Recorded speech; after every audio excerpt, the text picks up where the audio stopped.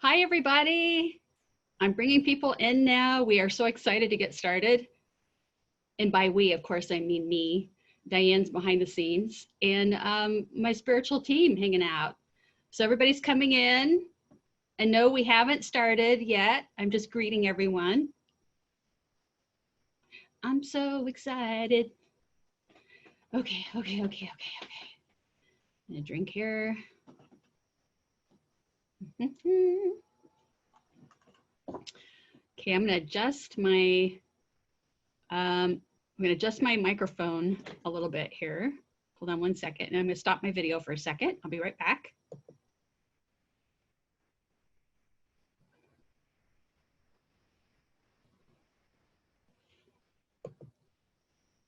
There, I didn't want you guys have to see this thing moving all over in front.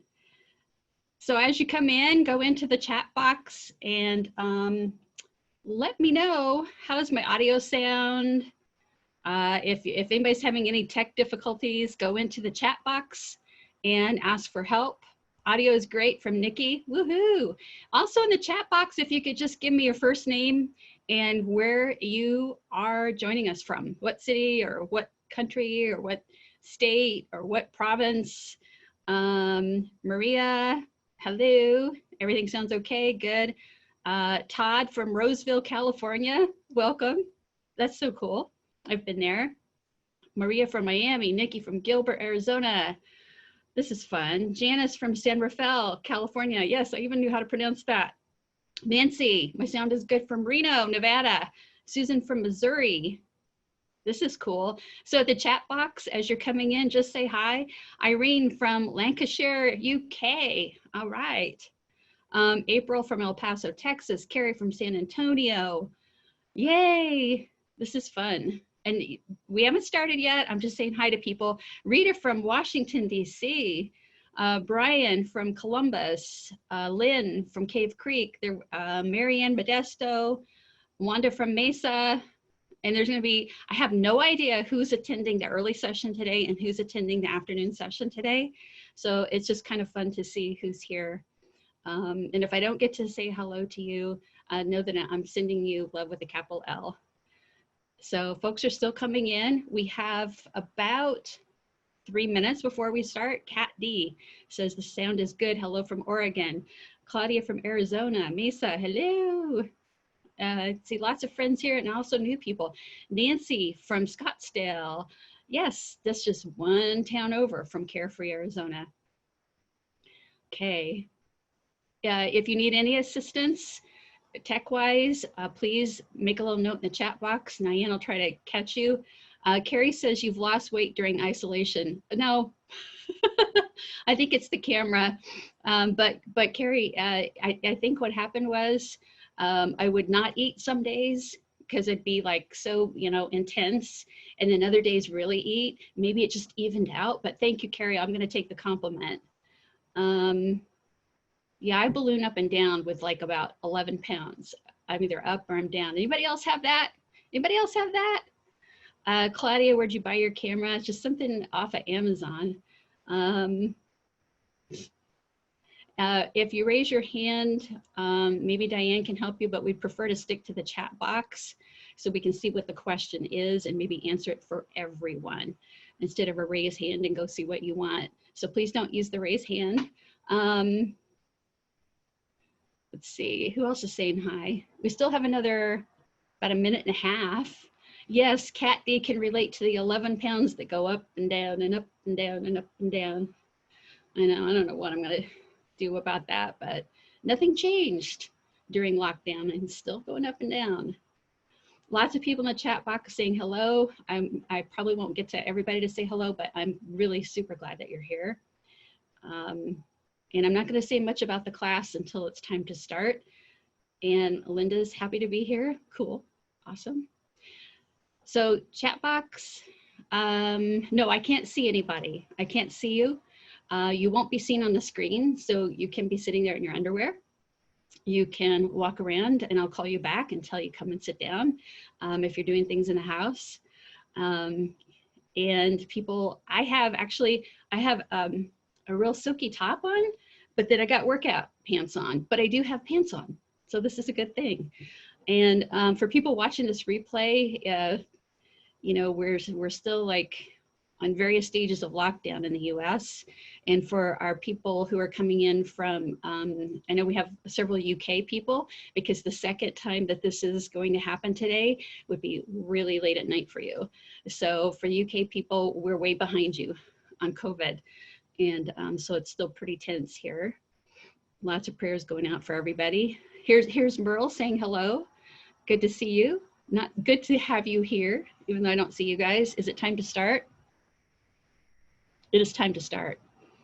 All right, so welcome. This is Soul Power, Be Intuitive. This is perfectly fine for beginners. In fact, we encouraged beginners, those people who say, I don't know about this stuff. I'm interested, but I don't think I have any abilities. We encourage folks like that to sign up. However, I know that there are a lot of you here that don't consider yourselves beginners. You've done research, you've attended classes, you've read a lot of books and studied. And what I want to challenge you to do today is to find that nuance that you didn't have before today. And maybe it'll help you look at something through new lenses and in your life and in your own intuitive journey.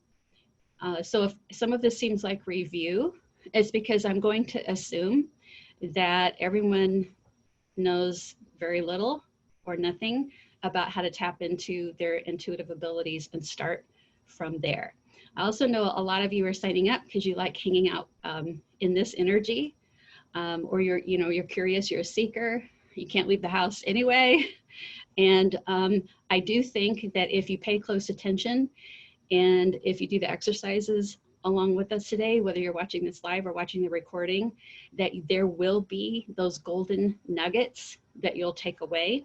And I also want to challenge you to pay it forward. Something that you pick up today that you share with someone else. We're all meeting during this coronavirus. We're all meeting with people on FaceTime or Skype or whatever it is. Share a little bit. If somebody says, what have you been doing? And you say, well, I'm doing seminars and stuff, and I went to this one about intuition. They'll tell you if they're interested. Spirit will cue you. There'll be just sort of like a synchronicity that gets you to say, oh, well, let me share this little tidbit. And trust me, everybody needs all the help that they can get right now, right? So we're meeting for 2 hours today. I'm going to get a little bit into the housekeeping, what to expect, okay? So this is a 2-hour session. I will be teaching the same session later on this afternoon for 2 hours. And we have people from the Australian continent, from Asia, coming onto that one. For you in the US, it would just be an afternoon or early evening second session, but it is the same content. There may be a slight variation because maybe, when I go to take a couple of questions, there's a question that comes up that didn't come up in the first session. You're going to receive access to all session recordings. So, and you're welcome to attend later today. It might be a little bit boring for you, but if you got distracted and you had to miss part of this, come back in the afternoon. It's totally up to you. This is very experimental. I've never done this before where I've offered the same content twice in a day, but it's really in response to you, really in response to the people who say, this time doesn't work out for me. So when I do this afternoon, it'll be 3:30 in Carefree, and it'll be, I think, 8:30 a.m. in Sydney, Australia, according to my friends in the internet there. So we're working it that way.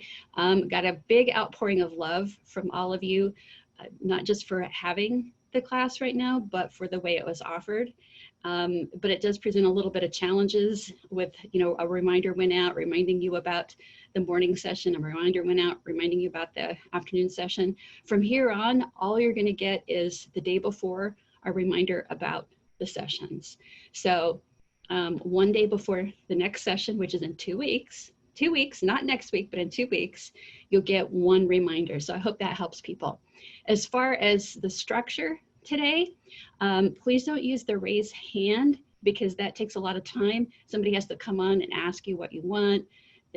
back and forth. Just type what help you need. The chat box will be for comments that you want to make, and the Q&A box will be for questions. I'm only going to take probably a couple of questions today, but I've got a super surprise for you, and I think you're going to like this. Whatever questions you guys type into the Q&A box in these sessions, this one and the next session in 2 weeks as well, all the sessions, whatever questions you ask, so long as those questions offer an opportunity for everyone to gain some knowledge, if that would be helpful, hopeful, and healing, I'm going to answer all of them. Just not during our class time, because let's face it, we do nothing but Q&A, which isn't a bad thing, but that's for another time. So what I'm going to do is all the Q&A questions, we will go through those, and I will make a separate video offline from class and answer every one. I will tell you that there are patterns and trends in the questions that people ask. So if I get 7 or 8 questions all along the same lines, I will, group that together and say, we got a question about XYZ, and here's what my learning has been as an afterlife researcher, as a lifelong medium and clairvoyant, and here's what the guides are saying as well.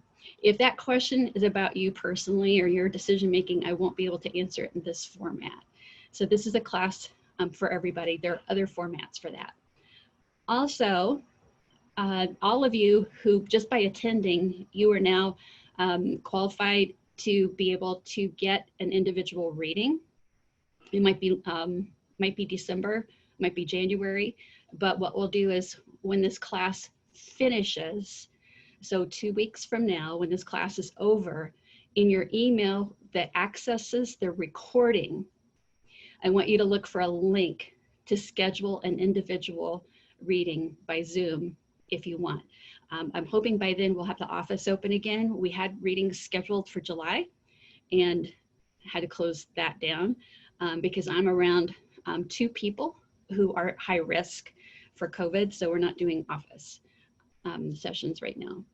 But look 2 weeks from today, at the very end, the very last email that comes out after the class, for the link to book the individual readings. They do have to be first come, first serve. I don't have spots for every single person. Not that I think every single person's going to book. You do need to, if it's for mediumship, you do need to wait 6 months between readings, because I'm not trying to make a reading junkie out of anybody.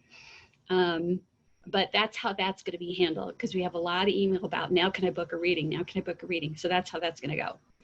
And as for today, the questions that you like about intuition, anything in the topic of the metaphysical areas, those things above the norm, will go in the Q&A box.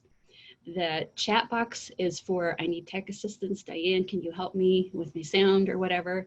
Or just saying hello or chatting with each other. Okay, so there, I think we've covered, yeah. LR says, okay, go on. You did it, you covered it. All right, so good. So now what we're gonna begin with now, and this will be familiar to those of you who've worked with me before. What we're gonna do now is we're gonna get grounded, we're gonna get centered, and we're gonna send out our intention to the universe to accomplish what we came here to accomplish. And you're gonna be surprised at how much you have in common with everyone else who is attending out there in cyberspace right now. And I'll tell you more about that in just a little bit. Sit up straight. You can sit in half lotus. That's the yoga position with your legs folded under you, or you can put both feet flat on the floor, or you can be lying down.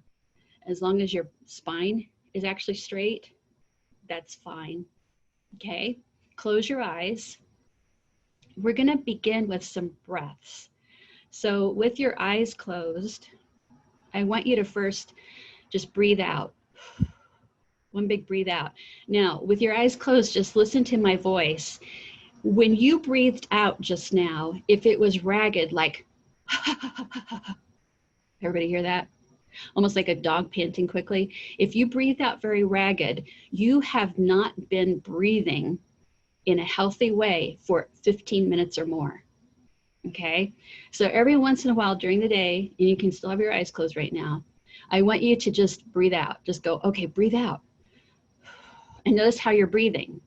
If it's that, you need to go sit someplace alone for 2 minutes and just focus on breathing in and breathing out and get yourself back to center. It will, we believe, it will reduce cortisol levels in the body, the stress hormones, and it will help you to be more effective as a human being on the earth and to be healthier. All right, now, I want you to take a big breath in, like really big, all the way up from the belly, and breathe out. Good.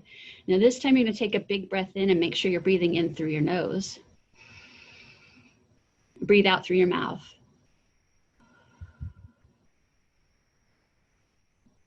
Now one more big breath in, any way you want to do it, but make sure you exhale completely.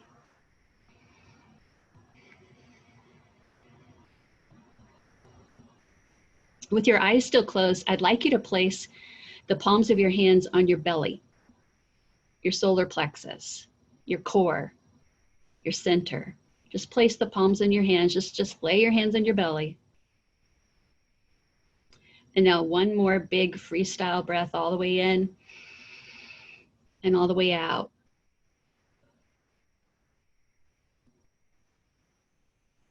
And now I want you to focus on the core, your solar plexus, as though you're sending energy there. If you like to have a visual about sending energy, just see a nice big beam of light going right to the middle of your body. We're powering up now. And now turn that light into a sunny yellow, like a big sunflower. In fact, if you're very visual, you might even see a big sunflower at the solar plexus. Now take another big freestyle breath in. Breathe all the way out, any way you want. Let that flower become bigger and bigger, sunny yellow. Good. Now you can rest your hands in your lap, and we're going to use a centering and grounding and protection exercise. And by the way, it is the energies of the so-called living that we're protecting ourselves from, mostly. I am much more concerned about that energy than I am in anything in the spirit world. Now, visualize or imagine a beam of white light shining over the top of your head. I'm going to count from 3 to 1, and when I reach 1, you'll let this white light tap the top of your head. 3, 2, 1.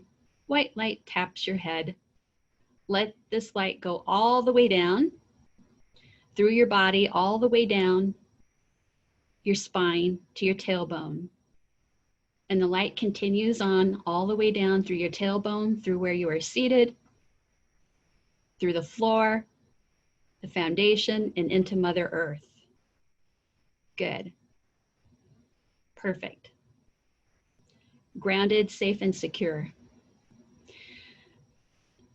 Divine Source, thank you for blessing us with our coming together in brotherhood and sisterhood. Thank you for blessing us with having yet another day here on the earth. Use us as your instruments. It is an honor to be of service in these lives and in these bodies. We ask that you surround each of us now in a beautiful, translucent golden bubble of protection, bathed in divine white light, to seal in all positive energies and to seal out any energies that do not belong, sealing out all those little, I call them spiritual dust bunnies, little stagnant energies, sealing them out, sending them away, so that in this sacred space, only energies of the highest vibration of love can enter in. And we give gratitude for those who are unseen, who assist us as we walk the paths of our lives. And we give gratitude that our intuitive abilities for each individual here, these abilities are unfolding in the time and in the manner that is just right for each one of us. And so it is. When you're ready, open your eyes. Just a reminder for anybody who's joining us late, if you need any technical assistance, go in the chat box.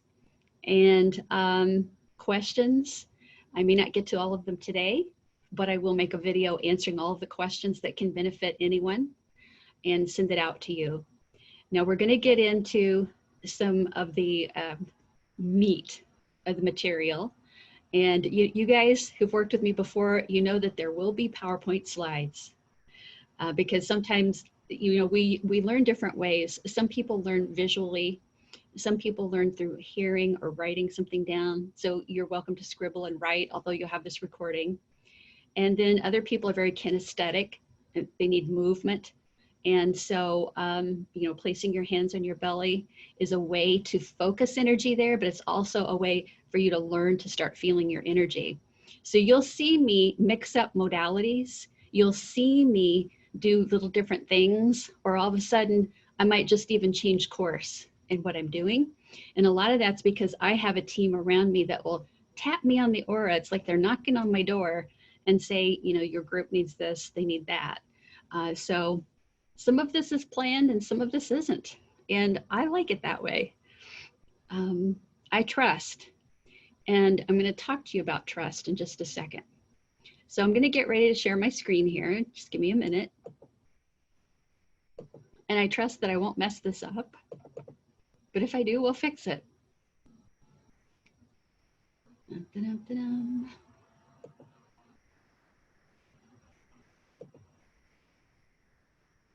All right, I think I got this.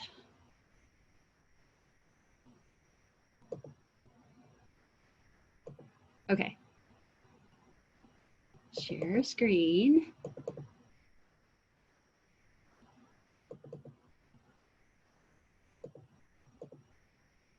So here we are.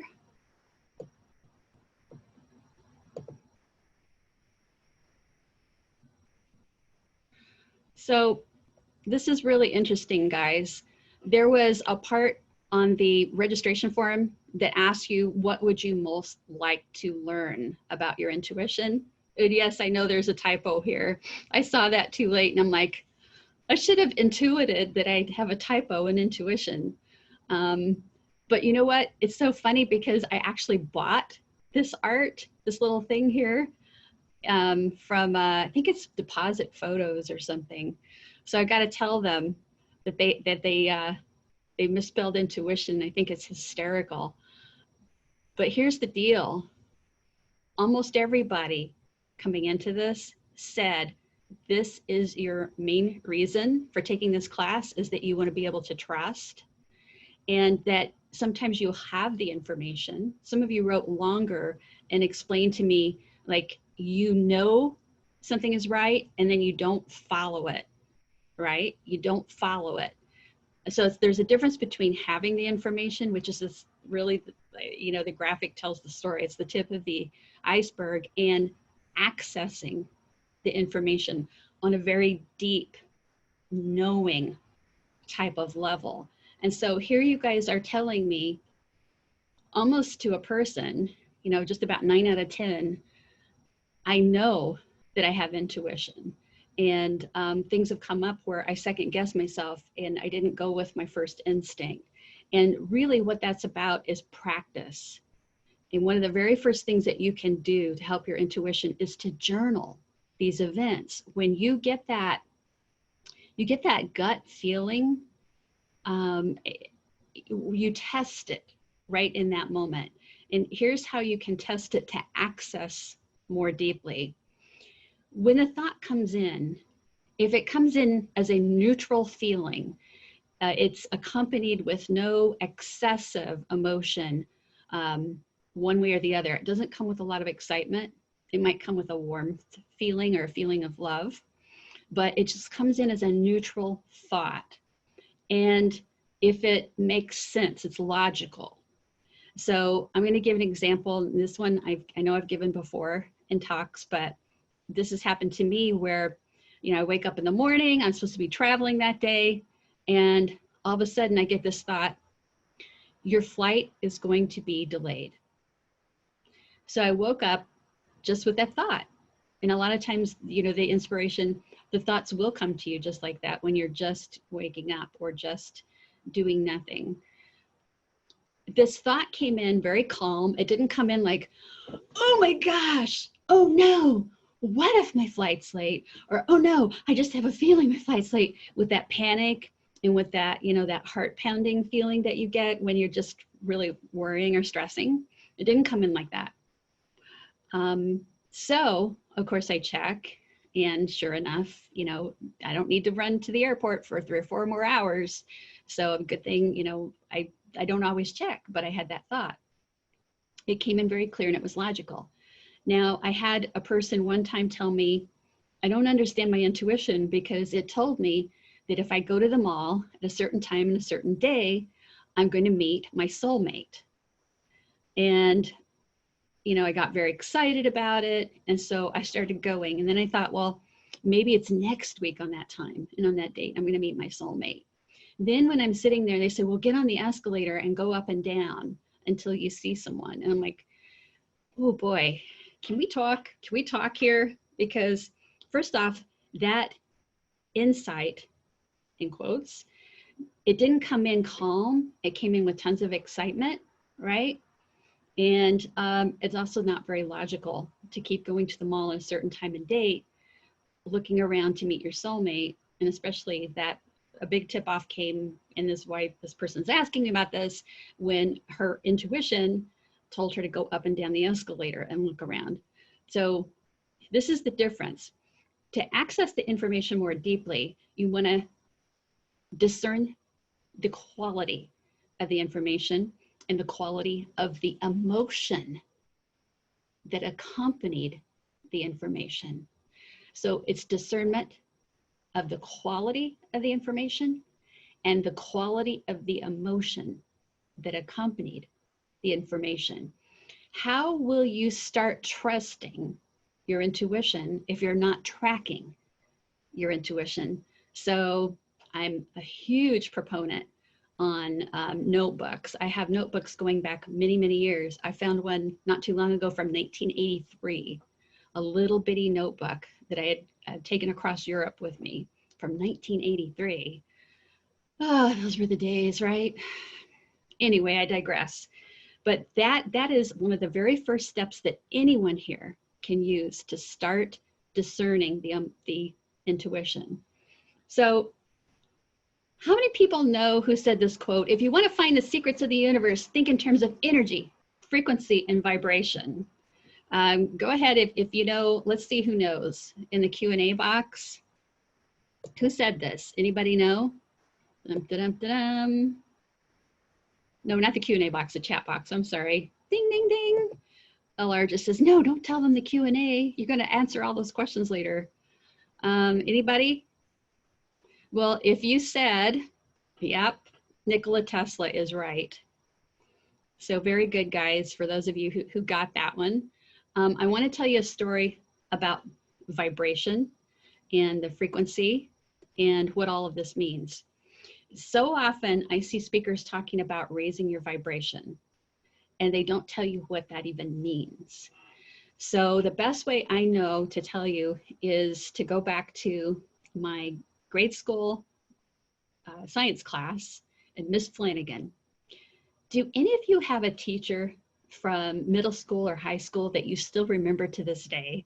And you might be 30, 40, 50, 60, 70, in your 80s, and you still remember that one teacher?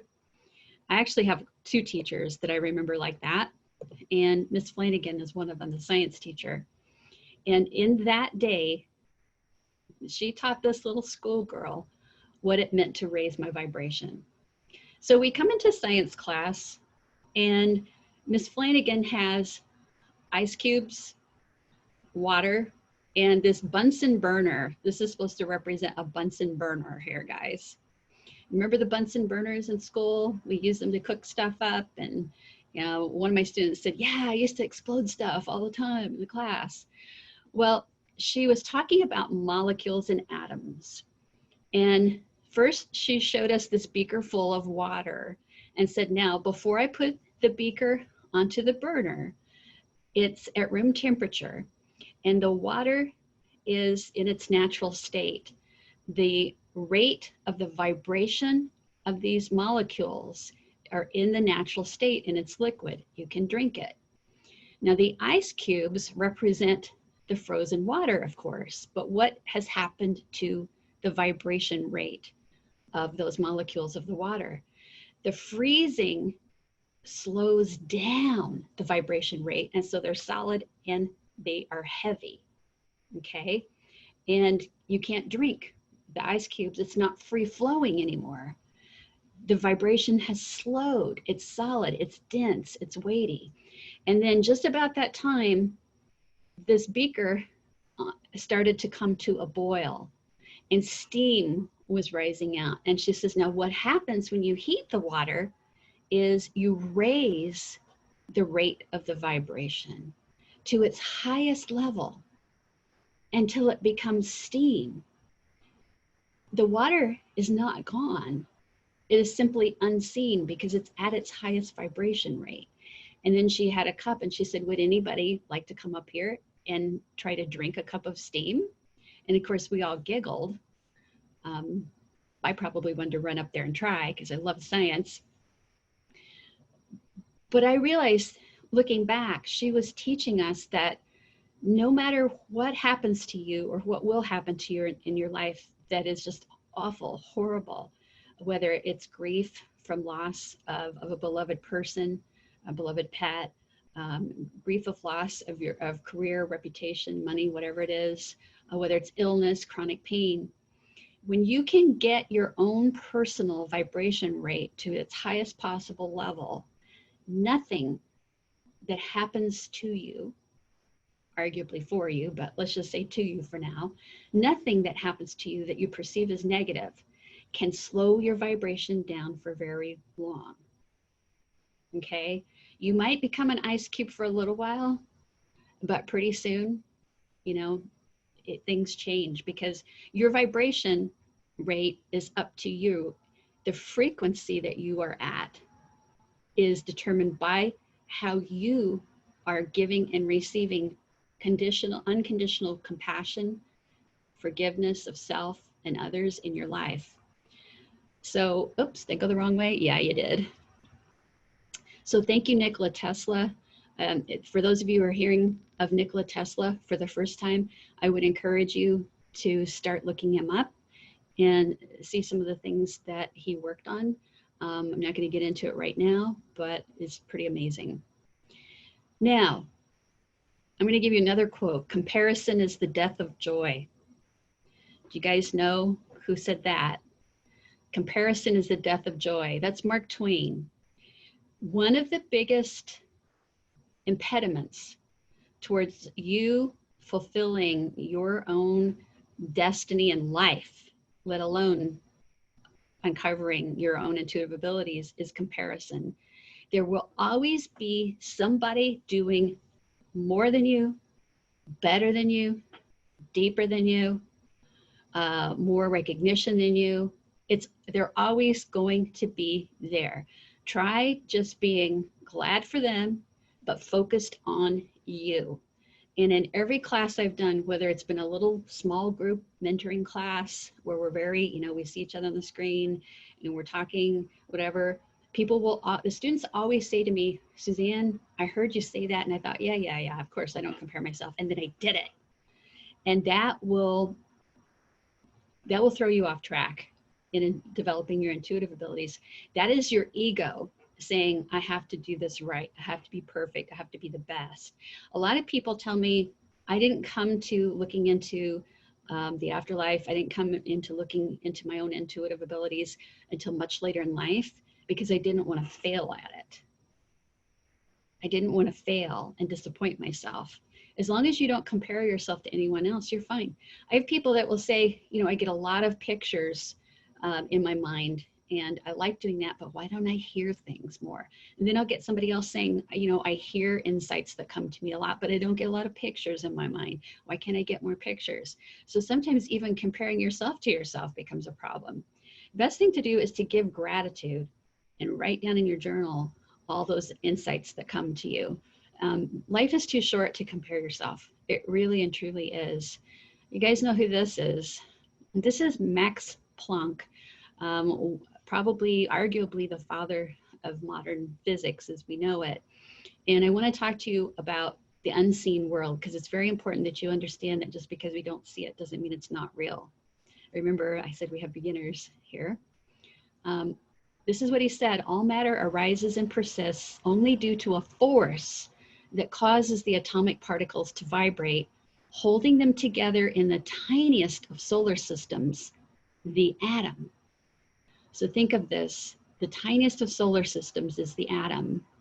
Yet in the whole of the universe, there is no force that is either intelligent or eternal. And we must therefore assume that behind this force, there is a conscious, intelligent mind or spirit. And later on, Max Planck would say this is God. So if I use the word God during this course, I don't want you to like eyes glazed over and think about church or synagogue or mosque or whatever. I want you to think of one unified force. I want you to think of the source, the holy creator. Or you can think of what Planck said about conscious, intelligent mind or spirit. He did later say God. Now I'm going to show you a video. This is my dog Bentley. I have two schnauzers, Baron and Bentley. They're brothers, litter mates. I have spirit people who visit my house routinely. They're not all my people. I do allow nice spirit folks who are connected with my students or people I'm going to read to come and check me out, but they're limited to my hallway in my house. This sofa, it backs right up to that hallway. And this guy Bentley will watch these unseen beings around. Sometimes this particular time was more angelic, but I want you to see him seeing the unseen.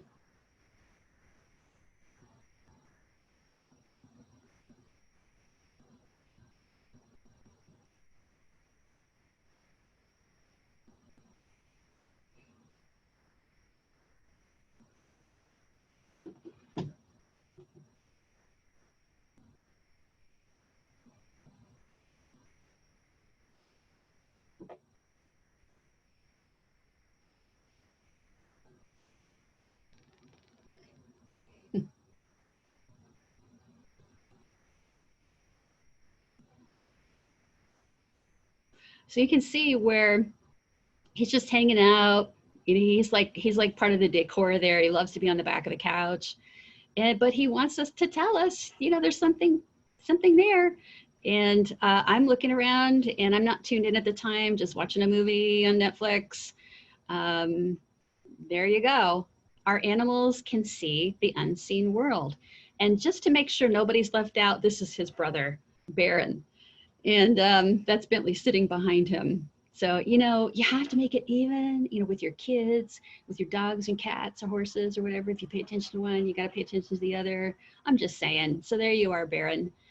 If you come to my office, you'll probably meet Baron because he is an employee here. Now, why is it that we don't see into these other frequencies? Why is it? People have asked me, Suzanne, I've raised my vibration. I've really worked on it. Shouldn't I be able to see more? Well, it's because there's a spectrum here. And we'll talk about clairvoyance, clear seeing in a moment. But there's a spectrum here that we cannot see. And when we go all the way down to atoms and the nuclei, obviously we're not going to see all of that, but that doesn't mean that it doesn't exist. But look at the frequency. When we talked about what it means to raise your vibration and the speed of the frequency being higher and higher and higher, and that's what it means to raise your vibration. But look at this, the frequency in the megahertz. As it gets higher and higher and higher, things get smaller and smaller and smaller.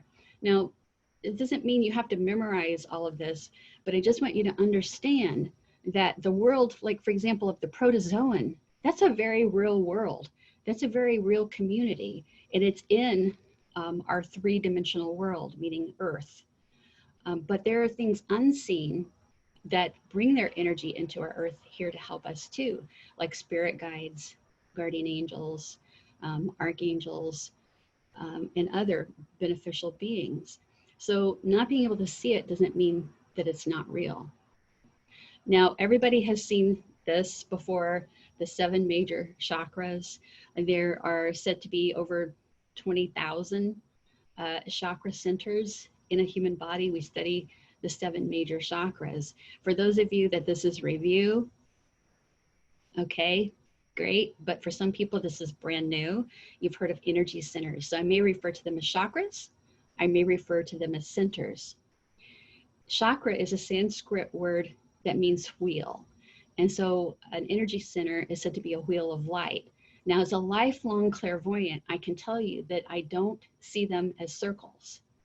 Although this one here in the middle of the forehead, oftentimes I do, but in general, I just see them as colors that are right around the body or on the body. And I'm going to talk to you about that in just a minute. But it's important that you understand that you came here.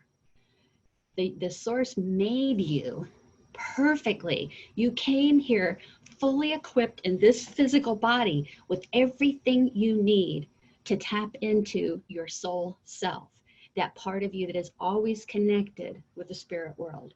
You have been lied to and told over the years. You've been indoctrinated and fooled into thinking that you're dependent on other people to do your readings for you, for other people to be your prophet, okay? And I'm not talking about religious folks. I'm talking about you have just been disempowered as a human on the earth. Maybe a millennia from now, or hopefully sooner, you know, students will be taught in school, in regular public schools, I hope, about their energy centers, about the power of the heart, the electrical energy of the heart, that field, how we're all connected.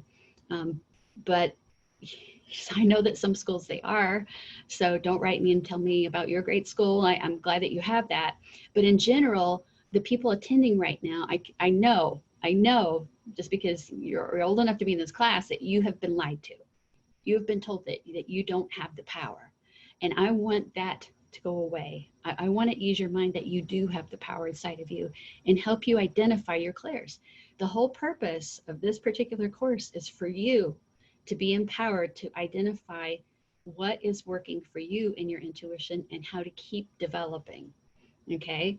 So I'm going to start with this area here, and this is called the third eye or brow chakra, and it's a center of your clairvoyance, and it's a center of intuitive intelligence, okay?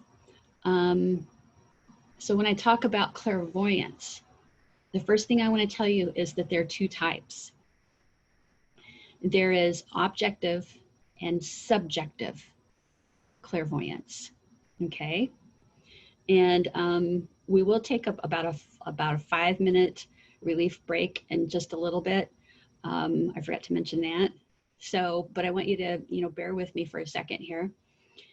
Clairvoyance, subjective clairvoyance is what most people have, if clairvoyance is their strong clair right now. The subjective seeing, clairvoyance means clear seeing. The subjective seeing is seeing something in your mind's eye, like it's a daydream, like it's a little flash of an insight, a picture. It's visual, but it's up in here, okay? That's the subjective. Objective clairvoyance is me seeing the scene or the spirit or the angel as though they're here objectively in the room. So easy way to remember this is you see an object because the object's in the room. Objective. Subjective is up in here. When I was a child, my mind was blown daily because I only saw objectively. So I could not discern the difference between a spirit person, a guide, an angel, and somebody who was in our three-dimensional earth, meaning my dog, my mom, my sister, whoever. I couldn't tell the difference. So can you imagine being a child and looking around, your bedroom, and there's all these people smiling at you, and you're not afraid of them, but it's awful darn crowded in that room. Over time, getting busy, going to school, I stopped seeing as much objectively. But then later, my adult years, I actually asked and prayed to not see so much objectively because it's startling. I wouldn't say that I was scared so much as startled, inconvenienced, confused. And so now, for the most part, I see subjectively in my mind's eye. And that is what you should expect as well. Now, I know for some of you, you want to see the scene, you want to see it very clearly, or you want to see the loved one in spirit, you want to see them very clearly. And you might in a different way. You might have a dream visit with them. You might be in meditation and see them subjectively. But, think about this, how difficult it is for someone who is not now in a physical body to bring their energy here for us to completely see them. Some of you have had that experience, but then you'll tell me, but it's only once. And it was soon after they passed, and I've never had it again, and I want it again. Maybe you'll get it, maybe you won't, but you can always focus on seeing internally, in your mind's eye. Now, I'm going to stop right here and see if there's a question that can help everyone.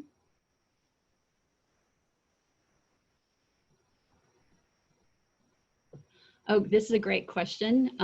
This is from Claudia.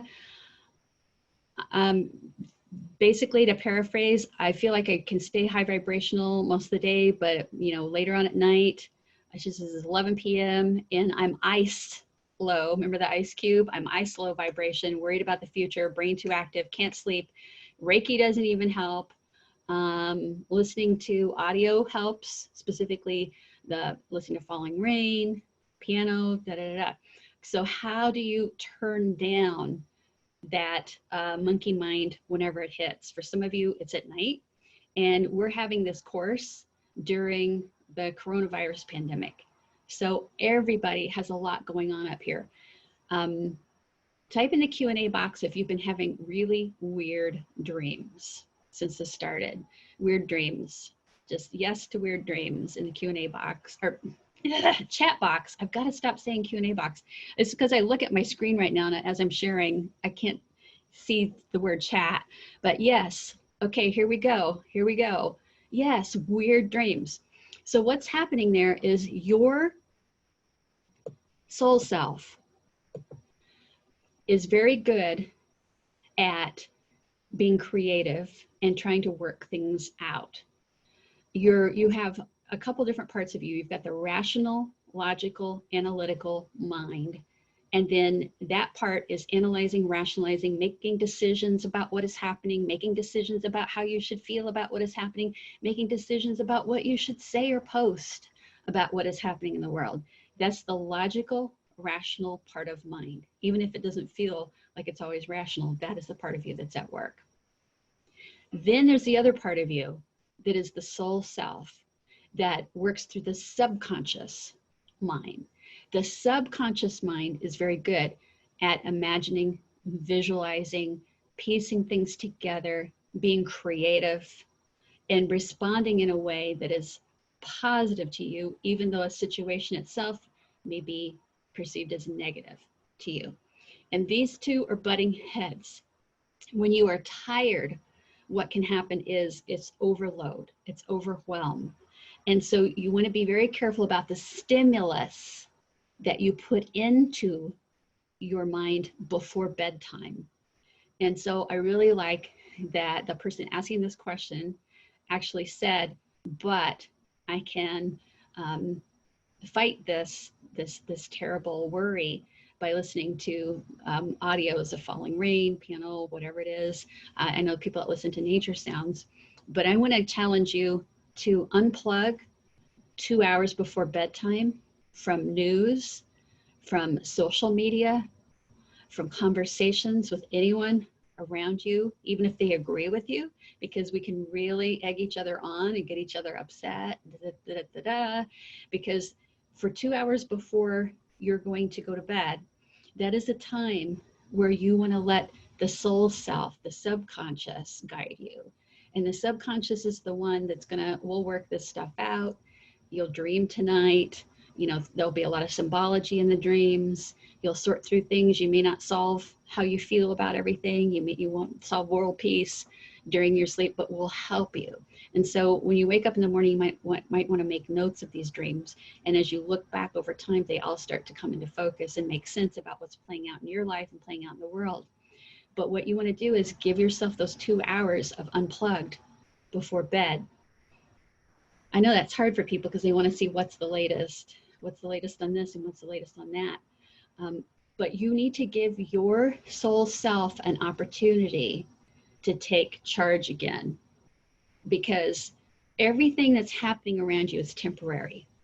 The only thing that I can really promise you that is permanent is the love of the source that lives and breathes and has its meaning deep within you. That's the only thing that's constant. That's the only thing that will never, ever change, is the love of the source. It is who you are. Everything else around you is temporary. Why give away your peace to a temporary situation? You'll deal with it in the daytime, but before bed, and I know somebody's going to tell me, oh, but I work third shift, so my bedtime's in the morning. Okay, however this works, 2 hours before bedtime, you're unplugging. And this is the time where you can look back at your journal. You can focus on yourself. You can do prayer, meditation. I watch silly, clean comedy videos. Unfortunately, some of them get those commercials with political rants, this and that. And I'm like, really? But, whatever floats your boat, but it has to get you away from the distractions of this temporary world around you. Another thing I want to say about this, because I see that there's questions about why everything's happening in the world to us right now. Is there a purpose? Did God do this to us or for us? Did spirit guides do this to us or for us? And by this, I mean with the state the world's in today, July 11th, 2020. No, nobody did this to us or for us. We created what we're experiencing. We, the collective we, the humanity on Earth. Now, the spirit world can see into the quantum field where what we're creating through our thoughts, words, and actions manifests first before it becomes our reality here. So they can see what's happening. But they can only see if they're interested in looking into it. And they really can't impact it. So they can't prevent things from happening here, because what we're creating will have a purpose for us collectively. Even if you feel like there's no purpose for what's going on in the world, for me personally, there is for all of humanity, and there probably is for you too. There are gifts in everything that we go through. So before we take our break, I'm going to stop the share. We're going to do a clairvoyance exercise. This is really, you guys are so good. You guys are so good. So if I get confused, just remember the Q&A boxes for the questions. If they can help everybody, they'll all be answered on a separate video next week. Okay. The chat box is comments to each other, comments to me. Oh, I want to take this one because this plays right into my clairvoyant exercise for you guys. Okay, Andrea says, when I see someone in my home out of the corner of my eye, but when I look straight in that direction, I do not see them. Is that somewhat objective, or is it in my mind's eye? So she's asking, okay, have you had this before, where all of a sudden you're just like, wow, I just saw a person there. Wow, it felt like dad's passed, but when I look straight on, he's not there, right? So I'm getting in the chat box, yes, yes, yes, yes, Nikki, Sandra, Graciela from yes, yes. Okay. Yeah. All right. We got like a zillion yeses. So why don't those people just hold still and let us see them? What is this all about? You know? And it has to do with our perception rather than their projection. It has to do with our perception rather than their projection. Okay.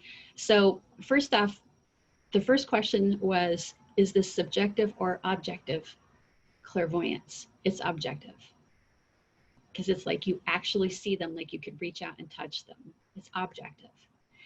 But what happens is when we shift our entire focus there, we are so slow, believe it or not. You may think, no, Suzanne, I looked right at it right away. No, you are really slow. We are really, really slow. By the time we move our head and by the time our retina focuses, they've already been there for quite a while in their time frame because their vibration rate is high and fast. Remember that vibration rate? So your loved one or your guide or whoever it is could have been standing there, say, if it's hard to subject this to our time, space time, okay? But they could have been there for quite a while, but it just, that's all that we got. Plus, when we look at them, we filter out. So even if they're just an outline, or even if they're just an impression, there's a way to know who it is. And all you have to do is ask your heart, ask your intuition, ask your heart. Who is this? You'll feel it. You'll feel it. I have to do this too. I can't just call up, grandma and grandpa like I'm ordering a burger and fries. I wish I could. They have lives over there. So I just ask, okay, who's here? Because it's just like an outline or an impression. Sometimes I'll see my grandfather's white hair and I'll know it's him. That's very rare, maybe once every 10 years. But most of the time I have to do what you do is, oh, who's this? And if nothing's really coming to me, then I can go, okay, well, I feel a loving presence. So I want to thank you, whoever you are. I feel a loving presence. I want to thank you, whoever you are. Okay? That. Why is our brain filtering out? Okay, there's the speed. We're too slow. We're processing slowly. I just got a big ringing in my left ear, so I know there's a lot of guides around me right now. That's one of my signs. I know that from journaling. I've identified what that means. But also, our brain is very good at filtering out. There's a story that goes back to the days of explorers coming to America, and the indigenous people would stand on the shore, and they wouldn't see the ships until the ships were right there. You could see the ship for a day before it even landed at the shore. But the indigenous peoples, the First Nations, would look, and because they didn't know what a ship was, a ship that size, they didn't know what it was, they would just look on the horizon and their brain would just block them from even processing that. So that's going on as well. A lot of filtering is happening. Your brain is capable of processing a lot, but not actually distilling it down to something that you recognize. So I'm going to challenge you the next time you get a little flash or sparkly of white, blue, or you see a little outline impression or a form out of the corner of your eye, to ask who it is. And if you have the time, go right into meditation and ask, well, you're around, you've got your energy around me. Let me just feel your energy closer now. And I guarantee you, you're not going to bring in anything scary, bad, evil. I use that as all one word, scary, bad, evil. I don't like scary, bad, evil TV shows because they make a big deal out of that 1% of what's out there in the spirit world. Remember, it's the energy of the living people that concerns me more. And that's why I do a daily protection bubble every morning. So don't be afraid. Fear not. Do not fear. Okay, you are loved, guided, and protected. Now we're going to do an exercise and we're going to take our 5-minute comfort break. So again, I want you to sit up. You can sit in half lotus. You can lie down as long as the spine is straight. You can put feet flat on the floor if that's comfortable for you. Okay. Now I want you to close your eyes for a second and just hold that there. And I want you in your mind to state your intention. And your intention, as you're going to state it now, is to see a scene, and you're going to ask for a happy memory scene now. It can be from 10 years ago, 6 months ago. Ask for a happy memory scene. Make sure you make it a happy one to come into your mind. Now, for some of you, it's easy to do. For others, you just get the idea of the scene and you can see a detail or two. Now, I want you to go down into a detail level, to a very small level in this scene, and pick out one detail, one thing, one item. If you're seated in a room, I want you to look at the pattern of a chair or a sofa, or perhaps the type of flooring, and look at one little spot on the floor. If you're picking a memory where you're with people that you like, I want you to look at their eyes and just focus on the eyes. Pick out one little bitty detail of this happy memory scene and focus on it right now. Good. Now I want you to let that go. Now I want you to visualize or imagine that you're looking at a tree, lots of branches, lots of leaves, and I want you to focus on one leaf, just one leaf on the tree now. See the leaf, see the color or colors on the leaf. See the veins in the leaf, the shape, and the size. And when you can see in your mind's eye one leaf very clearly, I want you to let that leaf blow away. Just let it completely blow away. See it swirling, swooping, and blowing away and disappearing from view. Now I want you to open your eyes.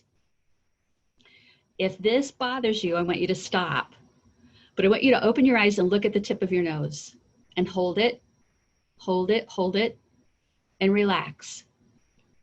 Look at the tip of your nose again and hold it, and relax. And look at the tip of your nose again, hold, hold, hold, going a little cross-eyed here, and relax. Now, if that gives you a headache, don't do it again. But if you just feel a little pressure, that's actually what we want. We want to send energy to this center here for your clairvoyance, your clear seeing, this center, okay? Close your eyes. With your eyes closed, I want you to roll them in as though you're looking at the tip of your nose and hold it, eyes closed, rolled in. I'm looking at the tip of my nose with my eyes closed, hold, hold, hold, relax. Eyes still closed, but relaxed. Again, let your eyes roll in, look at the tip of your nose, hold, hold, hold, and relax. Now with your eyes still closed, put both of your palms of your hands on your forehead and just feel the energy there. You can touch your forehead. Now I want you to pull your hands out. You can open your eyes now. You have your hands up here, the palms of your hands are about your forehead. Pull your palms out a few inches away, like this. Now I want you to come back in, almost touching like this. And now touch again. And I want you to intend to send your own energy to your forehead, to your brow. Sending energy, and you can visualize this as light if you want. Or just simply know you're sending energy here. Now pull out again, out, now come back in. Now you should be feeling some pressure building. Just don't type or anything right now, just keep doing this. In, out. Now, I want you to slowly pull out until you no longer feel pressure and see how far you have to go before you stop feeling energy there. And now you can relax. So what you've just done is a little psychic strength building exercise. It's very common. I may be doing it my own way, but I surely didn't invent it. It's just a way of focusing your intention on an energy center.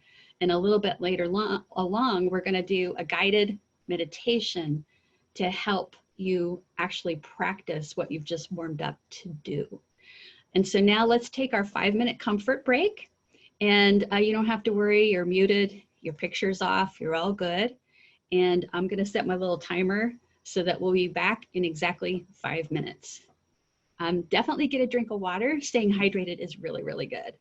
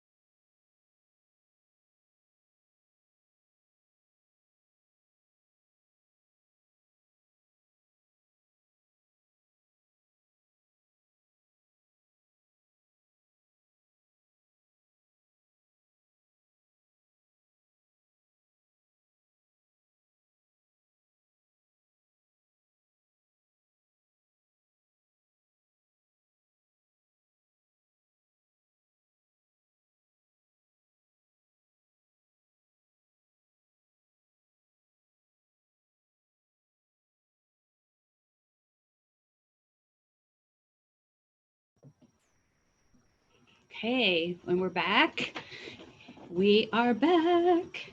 Yes, we are. Okay, so we talked a little bit about the clairvoyance. We focused some energy into this area here. And let's go ahead and continue on now.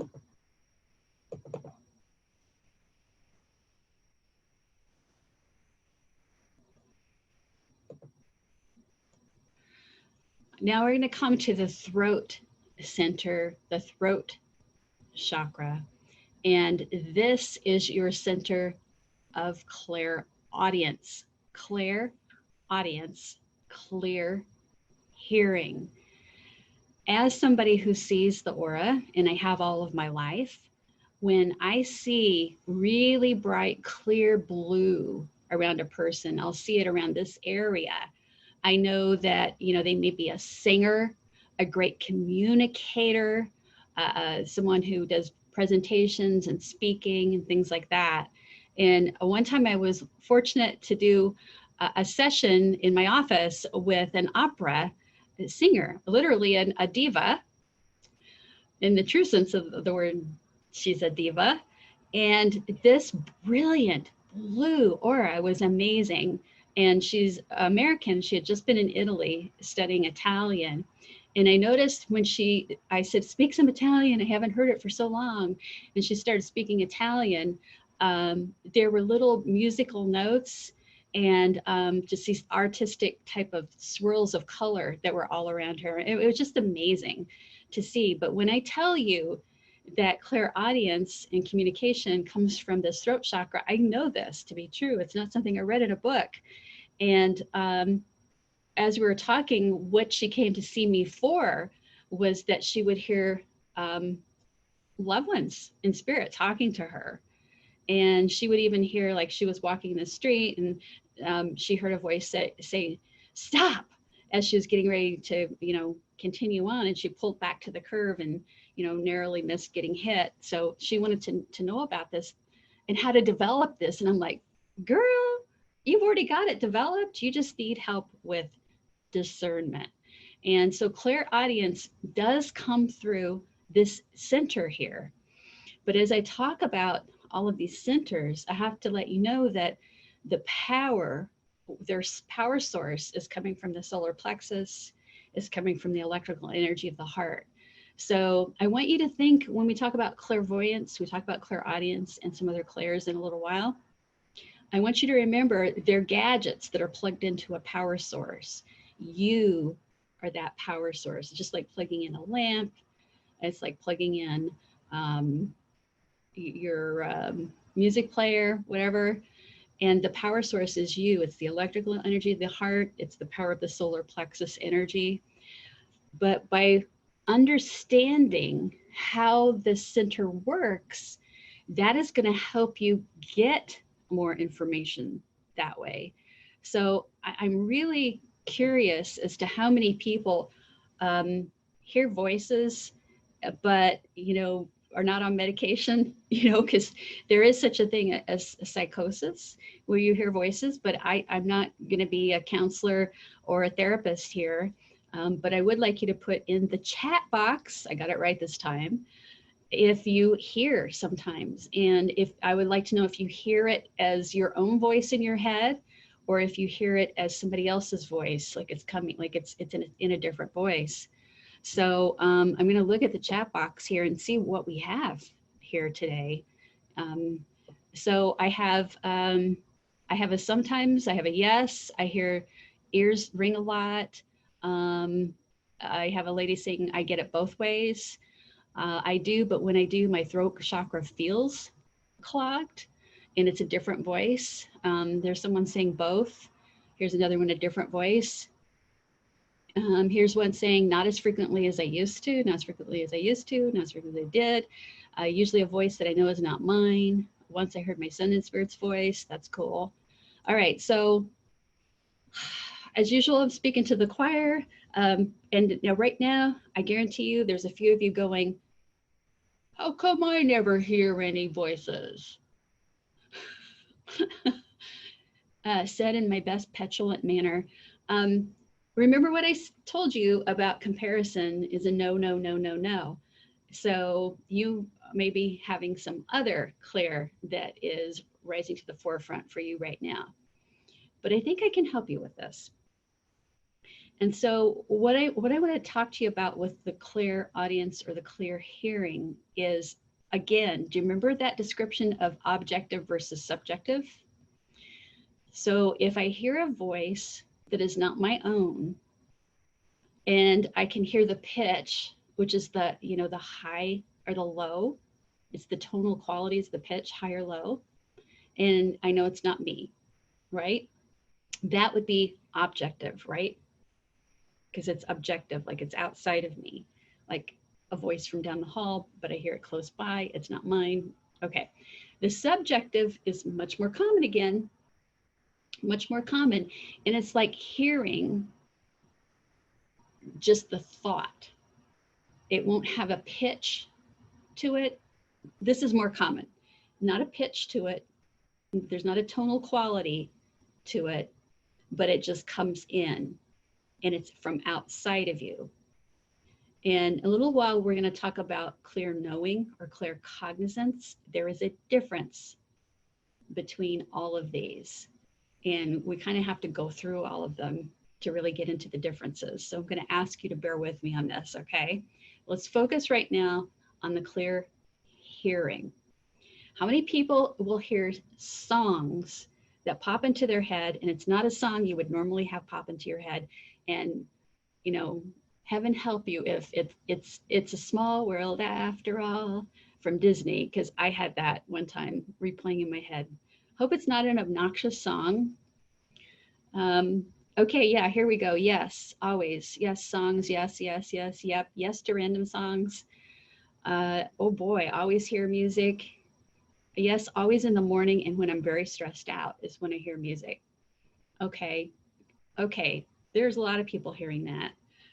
Diana's thanking me for putting It's a Small World into her head. You are quite welcome. Better you than me. Tim hears chanting of some sort. And okay. And here's Carrie is saying it's every day. It's every day.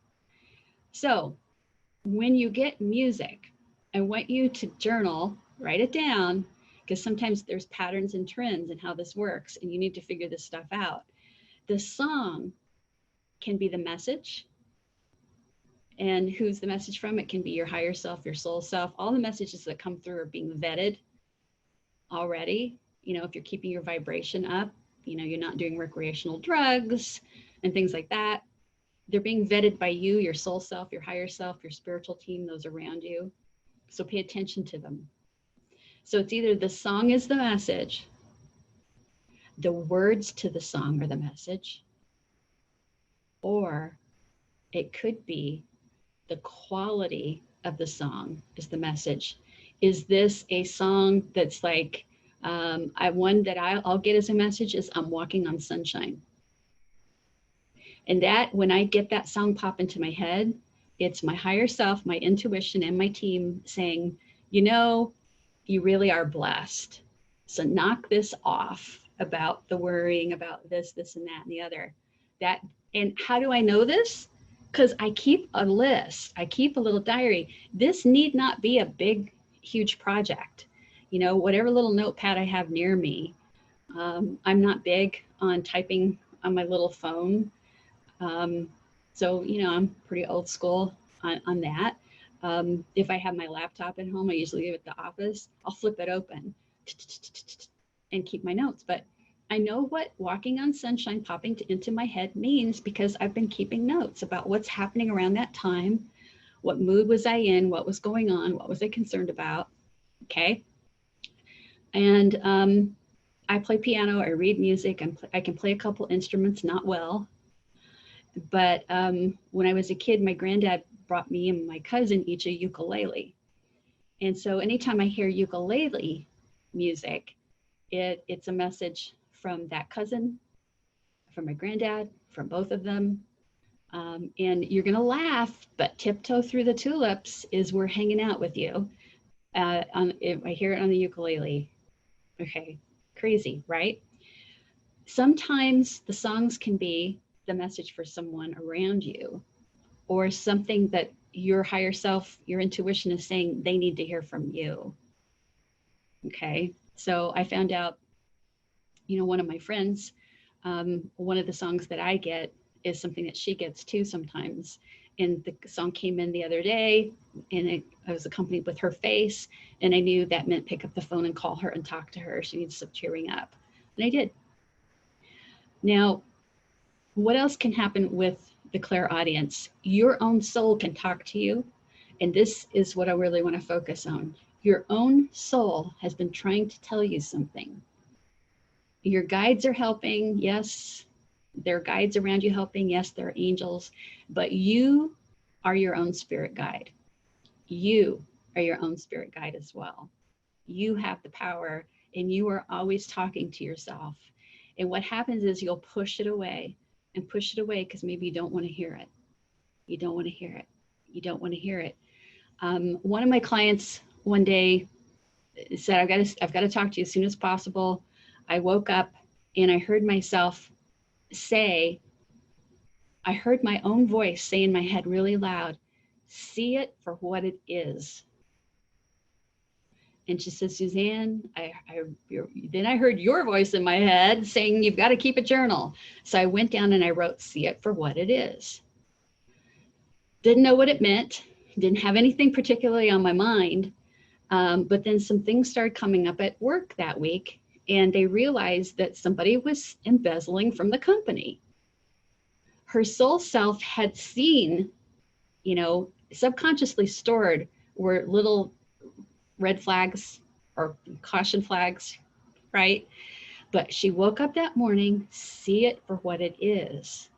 So as things started to, the layers of the onion start to be pulled back, she knew, you can trust your gut on this. This has to be confronted. Okay. So is this subconscious, or is it the subconscious? Is it the intuition or whatever? They are connected. Stop trying to figure out who the messages are from, so long as they pass this litmus test of being helpful, hopeful, and healing. You guys have heard me say that before. If you've stayed with me before, that is Edgar Cayce, the Sleeping Prophet's litmus test for giving information to others. It must be helpful, hopeful, and healing. And remember, if it comes in neutral, very matter of fact, makes sense, follow up. Now, how do you get more from this throat energy? How do you get more of this clairaudience, this clear hearing? You need to practice on listening. Get out those earbuds and tune into nature sounds. Listen to birds. Listen to running water. Listen to thunderstorms. I have a white noise app on my phone, and it's way more than white noise. I will go through and listen to blue noise, pink noise, yellow noise. They have all these different frequencies, and I'll find a frequency that seems to like mellow me out in that moment. Most of the time it's the pink noise, go figure. But listen on the earbuds. I want you for as homework to take 30 minutes one day and listen to nature sounds and different frequency sounds. Okay. And then turn it off and sit. And from memory, bring up the bird sounds you listen to from memory. Okay, let that go. Bring up the pink noise or the blue noise you listen to from memory, and then let that go. Then go back again and listen again. Do it twice. Listen to the nature sounds and the frequency sounds. Recreate them in your head. Go back, listen again, recreate them in your head. Take 30 minutes to do this exercise, and it is a very good psychic strength building workout for this energy center here. Okay. Now, if you have a thyroid issue going on, I do have a low thyroid. I've had it for many, many, many years. Doesn't seem to, nothing but old school Western medicine seems to help with that. Just a little thyroid pill in the morning. An imbalance in the thyroid can hurt your clairaudience, because there's a physical connection at work to this energy center, as well as the metaphysical connection. So if you're feeling like this is not working, and especially if you're having symptoms of low thyroid or high thyroid, know that you may not want to work on this particular clear all that much until you get, this part of you healthy again. And I found this now, keeping logs with my clients over the years, that those who fix the thyroid increase the clairvoyance. Not alone, you can feel a lot better. Getting the clairaudience straight and getting the thyroid straight also. Here's a suggestion, Rain Rain. The Rain Rain app is terrific for nature sounds, and a lot of it is free. There's about 30 different free apps on the Apple Store and Google Play. And so I'm not gonna, I have a suggestion here. I'm sorry, this just hit me funny. I just heard the Pina Colada song, but I'm in Cancun. If you love pina coladas, I love that. That's great. Here's Kirk saying, my dad's favorite singer was Neil Diamond. If I'm driving and thinking of him, a Neil Diamond song will almost always come on the radio. Absolutely. And how does that happen? Our spirit people are maneuvering to get us to a certain station at a certain time. They can get a little bit ahead of us in time space and work things out. They call in favors from friends on the other side to make these things happen for us. So when that does happen, you say, thanks, Dad. Can you do it again sometime? I really appreciate it. The more gratitude that you give as these insights come in, the more you get. And so while we're not focused on mediumship, we're focused on getting you ready for it. And this will definitely improve the frequency of your signs, symbols, synchronicities, dream visits, all of it, by working on you, by working on your energy centers and practicing. Because just jumping into a weekend mediumship workshop does not make you a medium, but everything that you do has a cumulative effect on your ability to connect directly with your spirit loved ones, your guides, and your own intuitive self. It all adds up. Okay, so while I'm not focused on loved ones on the other side, they're a big part of our lives here, because in many ways we are a big part of their heaven. All right, good stuff. Very good stuff. Now for the clairaudience, you have an assignment, and in a little while we're going to work on something in clairvoyance. Okay, but I want to continue on just a little bit more. But first, I'm going to check my Q&A box, see if there's a question right now.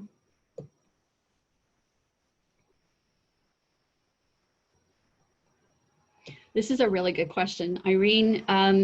Sometimes if I sense a spirit just nearby when I'm doing things or making a decision, how can I differentiate whether they're showing up to confirm I'm doing the right thing or whether they're trying to warn me?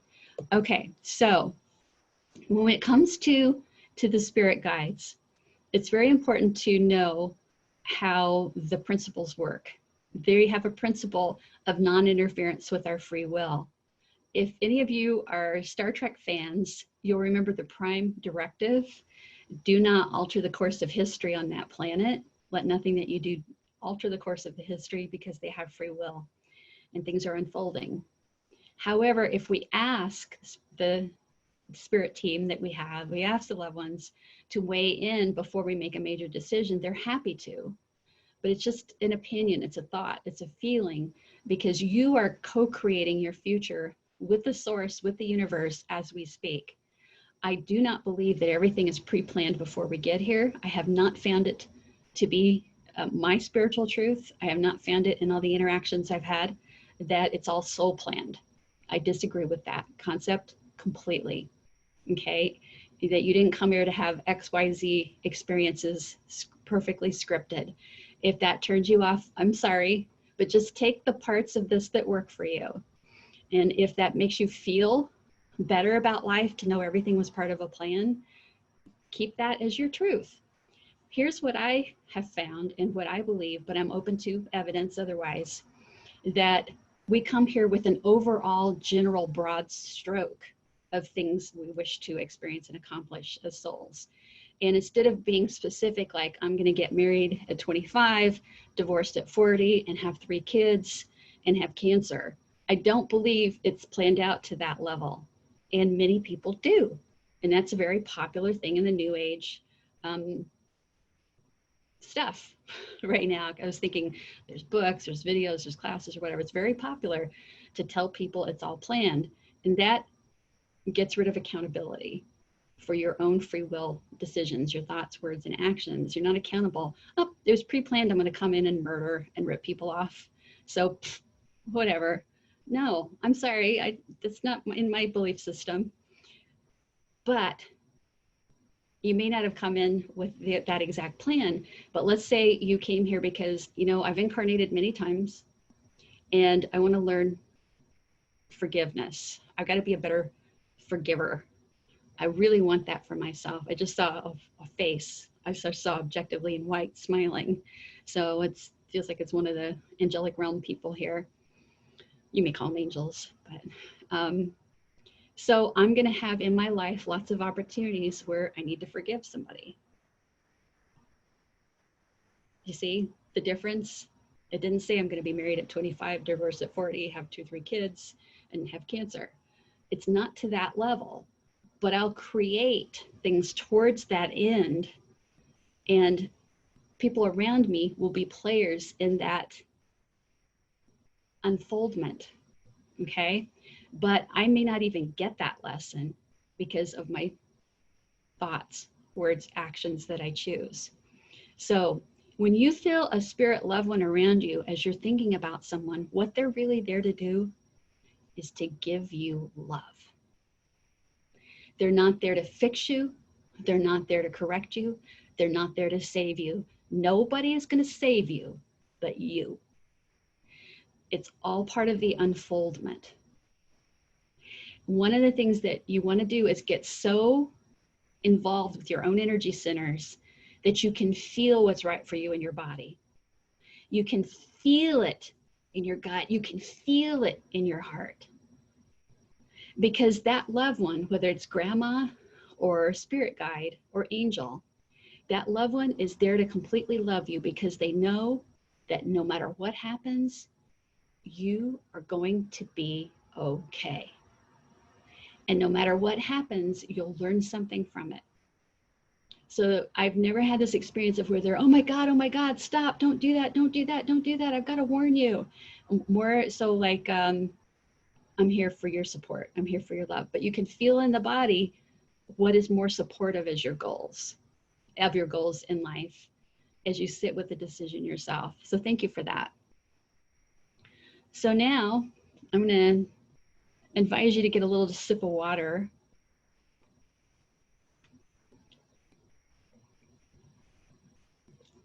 Okay, cool. LR's knocking on my aura right now and he's going, they're ready to play. I'm like, yeah, he loves to say that. You want to play? And play just means, you know, psychic strength building, basically. Okay. So go ahead and rub your hands together. Just warm up those hand chakras. Place hands on the belly, sending a lot of power to the solar plexus. Place hands across the chest, sending a lot to this electrical field of the heart, which is super strong. We haven't even got to this yet. Sending energy up here to the third eye. You can do it like this. You can do it like that. Relax. I'm going to move your neck side to side, get comfortable. We're going to do some guided imagery. Okay. Now I want you to first, though, I want you to look at this bamboo plant here. Look at the leaf. Hope you can see that. Look at the flame from the candle. Look how bright that is. Look at the shine from this. Get this visual. And now I want you to just stare at this candle. Look at the flame. Now I want you to just let your eyes go a little bit out of focus, like you're looking right through that flame.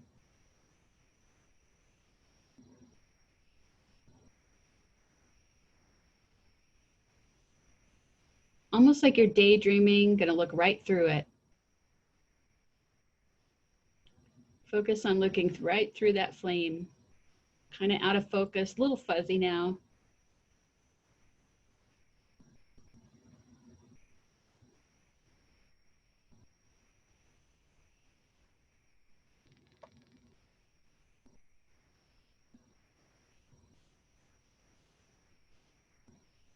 Now close your eyes.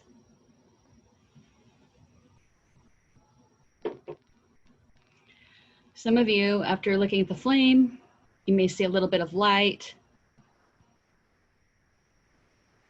Now remember how we rolled our eyes in? Your eyes are closed, but you roll them in like looking at your nose cross-eyed. Do that. And now just relax. You may have to open your eyes for a second to relax them, close them again. So we've got a lot of energy focus now. Now I want you to state in your mind that your intention is to supercharge your third eye. My intention is to supercharge my third eye. My intention is to supercharge my third eye. My intention is to supercharge my third eye. I'm grateful that I can see clairvoyantly. I am grateful that I can see clairvoyantly. I am grateful for my clear seeing. Good. Now I'd like you to visualize that you're standing in front of a large golden door. A large golden door. This door is heavy and you're going to push it open slowly. And I want you to see your hands pushing the golden door open slowly. And now you're going to enter a room. And there is a chair in the center of the room. The room is empty except for this chair. I want you to choose the type of chair, the color or colors, the material. I just a second ago heard something with objective clairaudience, so we'll see if it came out in the recording. Choose the chair in the center of the room. When you're ready, go and have a seat in the chair. Just plop down, nice and comfy. Now, across from you, there is a blank white movie screen. In the middle of this screen, there is a blue dot, a blue circle. And this circle is becoming bigger and bigger and bigger and filling the screen with blue, sky blue. This color is now changing into violet, bright violet. And now it is black, like space. And you may even be aware of stars or planets on the screen. Perhaps you've been to a planetarium before where you can look and see beautiful stars in a dark sky on the screen. Now I want you to see Earth in the center of the screen. You can see the blue that represent the oceans. You can see the green that represents land.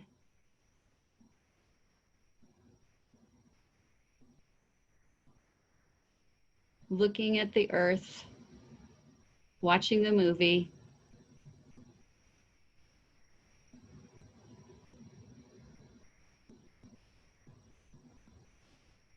And now the screen is changing back into that purple color.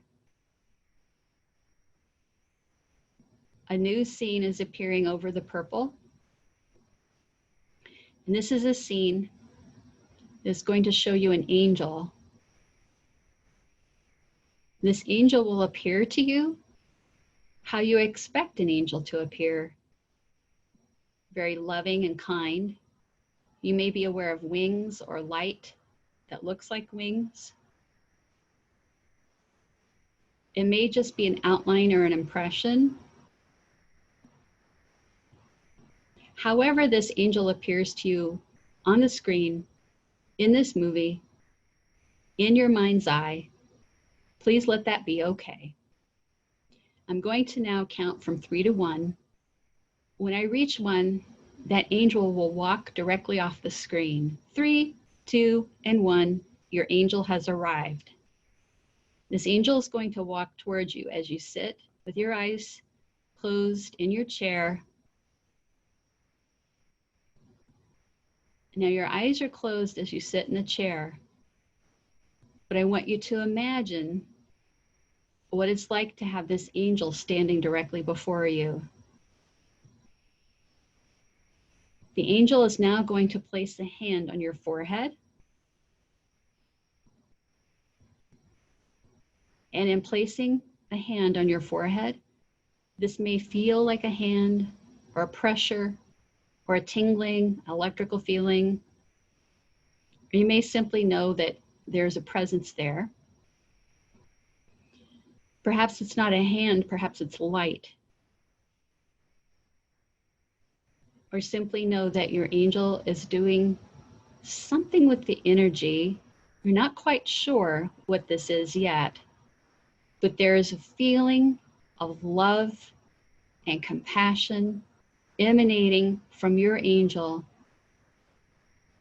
You've all but forgotten how much you are loved. And now you feel it. Now this angel is clearing away any spiritual dust bunnies in your field, any stagnant energy that is plugged up that energy center of your third eye. And they'll continue now on all the energy centers of the body so that your entire aura is being cleaned. Any energy that doesn't belong to you is being sent down to Gaia, to the earth, to be neutralized and recycled for future positive use. This third eye is getting a very good cleaning right now, right here, in this moment. Now, with your eyes, you don't have to cross them all the way, but I want you to focus energy on the forehead. Maybe that means you scrunch your forehead a little bit, but let yourself feel a little more pressure on the forehead, on the brow. You may start to see an eye or a color, perhaps blue, purple, black, some pressure. This is an opening. This is an unfoldment. However your unfoldment is taking place, please let that be okay. The angel now is retreating, leaving the scene, but never far away. This time as you look at the movie screen, I want you to see yourself walking right into the screen in space. It is as though you can float in the space now, looking at the stars, looking at the planets. As you look at all the color around you, you can see the Milky Way. So many colors here in space. Find the star, the planet, someplace you haven't been as you've been to Earth in this life. Find a place that seems to call you to it and hover there. Look at the color or colors of this planet or star. This may just be an outline or an impression. I want you now to focus on the color or colors of this place that you're feeling drawn to, or perhaps you've just chosen at random. And now connect in consciousness with any beings there, any sentient beings, any consciousness there. Connect with those that are in prayer and meditation at this moment in time. Images or pictures may come into your mind. Perhaps simply colors come into your mind's eye as you connect in consciousness there. I'm going to count from 3 to 1. And when I reach 1, we're all going to connect together in consciousness with each other, with the beings that are loving and compassionate throughout this galaxy, throughout the universe. 3, 2, and 1, connect. And as you float there, your higher self, your soul self, your subconscious mind wants to show you an image, a scene, a picture, something that will help you today, now, this week, something that will help you bring more love and compassion into your life, more self-acceptance into your life. Look at that scene now. Let it form. Let it form. Connect, connect, connect. What do you see? Make a mental note.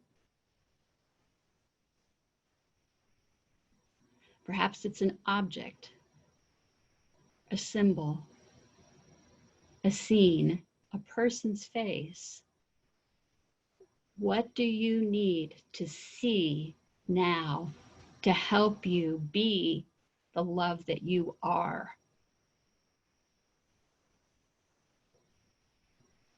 Very good. You're doing very well. Now I want you to float back to that chair in the room. Float back now. Sit in a chair. And now I want you to in your mind, thank all those around you whose job it is to assist you on the path of your life, to support you in your free will, thoughts, words, and actions. Thank them. Thank them. They're telling you it's an honor to be of service.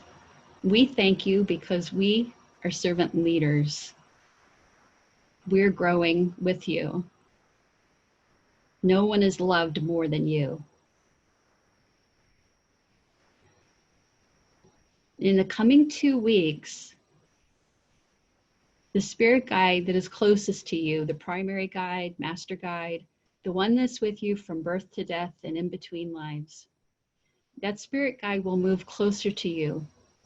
And if you wish, that spirit guide will come into your meditations and greet you.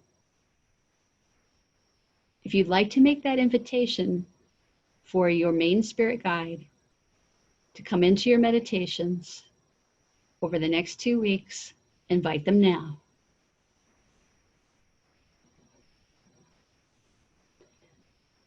And I want you to thank the angel that helped you, that cleared your energy, that cleaned up your third eye. I want you to see your third eye now as a light bulb. And you're turning this light bulb up to its brightest, most incandescent, clearest light. Turn it up all the way. This is your free will. No matter what your angel does, no matter what your guides do, you are responsible and accountable to accept this power of this light within you and to turn up your clairvoyance. And in turning up this light in your brow chakra, you're turning up every energy center. This clairvoyance, this brow chakra, this eye of Horus, third eye, this is the center of your intuitive intelligence, and it has never shone as brightly as it shines in this very moment. Take a deep breath in, breathe all the way out. Notice the quality of your breath. It should feel much more smooth, no ragged edges to the breathing. And I'm going to have you sit in that chair for a little bit. Now, as you sit with that light shining so brightly, your light, an even bolder, brighter light has come into view. As you sit, this light is above your head in the room. This light, believe it or not, it's actually brighter than yours. How can that be? It is because this light represents the oneness, the unity, the connection we have with all and every one and everything, all that is, was, and will be. You may think of this light as God, the divine, but know that it is your birthright. I'm going to count from 3 to 1, and when I reach 1, these two lights will blend, the one at your brow and the one above your head. 3, 2, 1, connect. Excellent. Now you are sitting in the power and in the presence of the divine light. As you sit in this power, you are not receiving messages. You're not sending messages.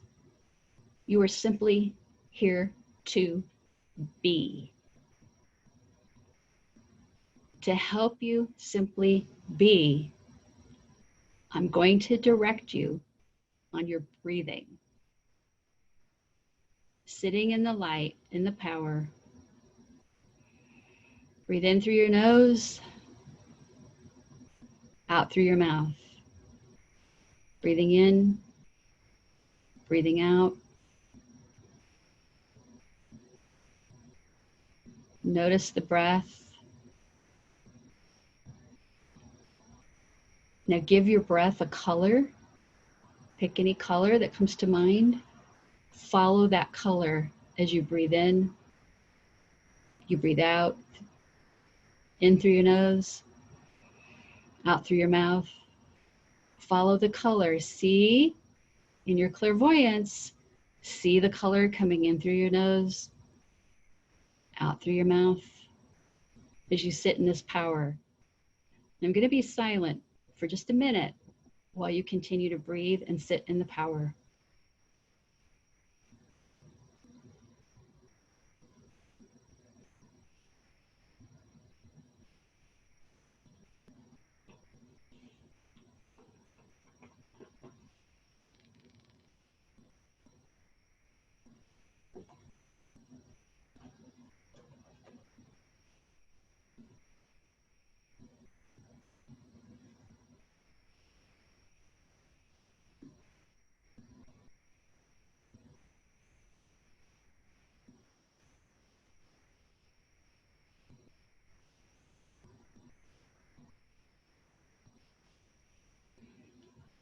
Whenever a thought floats in, don't engage. Don't think about it. Don't beat yourself up for having it. Go back to the breath. Breathing in through the nose, out through the mouth, sitting in the power.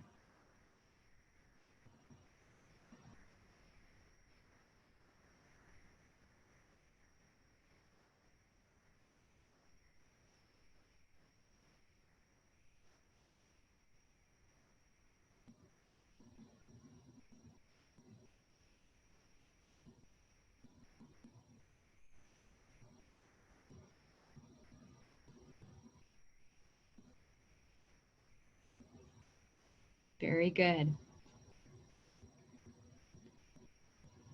Now I want you to visualize or imagine that you're walking away from the chair. Go back to that big golden door, the one you used to enter the room. Reach out both hands, see your arms, see your hands on the door, pushing it open and leaving, walking away, walking away, walking away, and walking back to your physical body where you are. Very aware of the body, very aware of the body now, but feeling very good and calm and centered. The peace that surpasses all understanding is always available to you. So long as you make your inner peace your priority, you did very well. And when you're ready, you can open your eyes.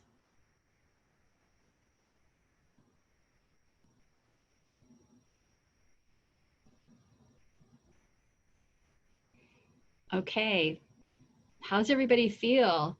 I'm gonna look in the chat box. I wanna know how you feel in the chat box. Anything surprise you? I also in the chat box, a couple of questions I'll read as some of you do that. Some of you don't wanna do anything right now. That's okay too. My cat has a purple, almost violet aura. That's from Linda. That's very cool. My grandmother sends me the song Free Bird, and she wasn't a hard rock fan. That's from Kathy. And it's cool that you figured out that that's her. Gail says, when I do grounding meditation exercise, I get an uncomfortable feeling of being held down and pulled down into the earth. For example, when using the cord metaphor, why do I feel the pulling down? Gail, anybody else, any sensations that you get in the physical body, you have the power to change. So I used to, when I would feel like no, that's not a good idea, I'd feel it in my solar plexus. It was almost like that feeling of the roller coaster, when the roller coaster drops and you come down and then your stomach drops down later. And I'm like, whoa, whoa, whoa, no, that's not a good idea feeling is not good for me. So I said, we're changing this. So now it's just a little pull. So just say, I don't want that hard of a pulling. I didn't want to open my eyes. The color of the planet was yellow. Yellow is the color of the solar plexus. We'll get more into the colors next week. Very good. So you guys got into it, which is good. And for those of you who are like, I don't know if it did anything for me, do it again. Try this again. You're gonna have the recording. Carrie says the brighter light came to me as more powerful and big. Susan really didn't see much, but felt tingling in crown and forehead and palms were hot. Yeah, so for those of you who, okay, maybe clairvoyance or the seeing is not my big, strong thing right now. However it came to you, please let that be okay. Because when we get in next time in 2 weeks into the claircognizance and the clairsentience, you're gonna find out you're gonna be pretty badass with some of that stuff if the clairvoyance isn't it right now. However it's working is great. April says, I was relaxed. I couldn't feel my body, almost as if I was gone. I could feel some pounding in my throat at times. Yeah, because we've been talking about the clairaudience. So you're going to feel that. When it was time to come back, my body felt heavy and relaxed. Some of you are excellent candidates for receiving suggestions in the form of energies, which is what hypnosis is. And I'm making you a hypnosis MP3 to remove any blocks in the energy fields. And also to remove any fears of your own intuition and stuff like that. I thought I'd have it ready now, but I use a studio and they're shut down for coronavirus. So I may have to just make you my homemade edition and then do the professional one later, but it comes with the class. My guide I saw so clear. Another one, Aura says, I felt tingly once I came back to my body. This is good. So for those of you right now are saying, I didn't feel sensations, but I thought this or I thought that, remember not to compare. But really what I want you to do is, as soon as we finish here in about 5 minutes, I want you all to sit down and make some notes. You don't have to write down anything I said. I want you to write down how you felt and how you felt about what you felt. And this will be the beginning for some of you of a journal. Remember that a journal is not like, you don't have to write down everything. I can't believe some of these people, when Twitter used to be fun before it got all political, people were like putting pictures of their chicken salad sandwich they had at lunch and tweeting that and whatever. And I'm thinking, I think why people don't want to journal is because it seems like it's a lot of work.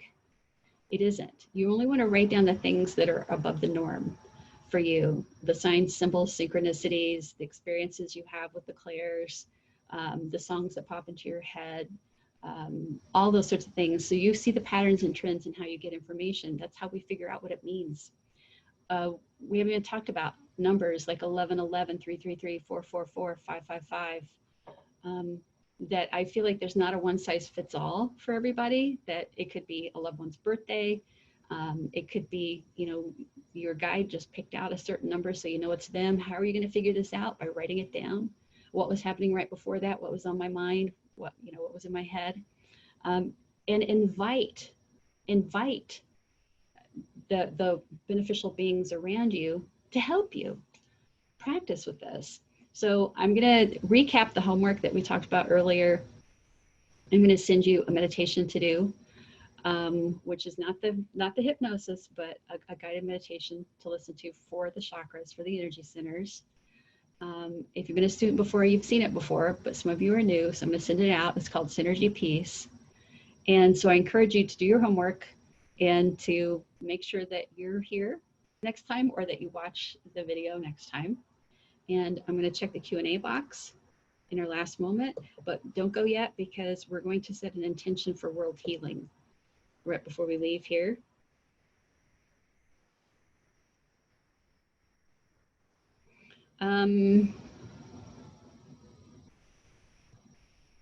Oh, here's a question from Julie. Is there a difference between soul self and higher self? No, it's all terminology. It's all terminology. And so I'll use changes. I'll change up terms so that I don't leave somebody out. But remember, we're labeling everything. We're labeling everything so that we have a common language to discuss. The guides that I work with, the spirit people that I work with on the other side, they don't typically use these labels. They don't even speak in the same type of vernacular that we do. Very seldom do they say things like reincarnation. They just say life, you know, for example. So if I say soul self or subconscious, it's the same thing. That's a great question. All right, so I'm going to look up a couple more people ask me about what app I use to listen to different frequencies. It's called White Noise Light. I'm sure there's like 50 or 60 different ones you can listen to. And then nature sounds, they're all over the place, but you shouldn't have to pay anything for any of these apps. But remember, the idea is to listen and then recreate the sound in your mind and go back and listen again and do it again. It's practice, it's building the strength here. You can also do these exercises with candle, with the crossing eye to send the energy here. Another thing that you can do is with pictures, find like a glossy picture, put it on your screen, something beautiful that you like, or if you still get magazines that are hard copy, open it up, look at it, and close your eyes and try to recreate that scene in your mind's eye and see how close that you can come. This is all about strength building at this point. A lot of you are beginners and you're going like, this sounds like too much. Just do a little bit at a time. And now it's almost time. Yep, we have 1 minute. Perfect. Now that we're all in a very synchronized state, very synchronized frequency of, I've called all my energy back to me. I'm centered, I'm grounded, I'm open. Let's give. Let's give love. Let's send it out. You do not have to close your eyes for this. I'm going to count from 3 to 1. And when I reach 1, I want you to just push and use your hands to push your love and your light out and fill your city. We're going to start with your city. Ready? 3, 2, 1, connect. Filling the city with our light and our love. Okay? Now we're going to go up to the level of state or province. Okay? 3, 2, 1, connect. Now we're going to cover our entire country, wherever you are. 3, 2, 1, connect. Now we're going to go for the gold, baby. I'm going to push all this love and light out to fill Earth, the whole planet. The whole planet. 3, 2, 1, connect. I've got my arms straight out. Straight out. Now sweep all the way out. Just keep sweeping up, sending love and light. Sweeping up, sending love and light. This is also opening your heart chakra. You can send even more love and light out. Keep sweeping up. I'm just kind of doing a big, like fanning out and up. Sending love and light, connecting in consciousness with all those in need of a physical, emotional, or spiritual healing, with those who are hungry or suppressed, those who are ill, those who are working on helping others, feeding others, healing others, those who are in need of healing. We send you that love and light. And I want you to put your hands together in the namaste or prayer position, even with your heart. And I want you to now receive all of that love and light that is your birthright as a child of a loving creator who knows that Earth is a rough-hewn classroom and we need all the help that we can get. And together we intend that our new normal is compassion. Let compassion be our new normal. Okay? Good. Yay! Didn't that go fast? And I have lots more. The big challenge has been like winnowing down to a class that would inspire those who have experience and not intimidate those who don't have experience. So just remember, pick and choose. This is a buffet. Pick and choose those things that resonate with you now, knowing that some things may not be for you now and will be later, or simply integrate what resonates in your energy, your heart, and know that you're not alone.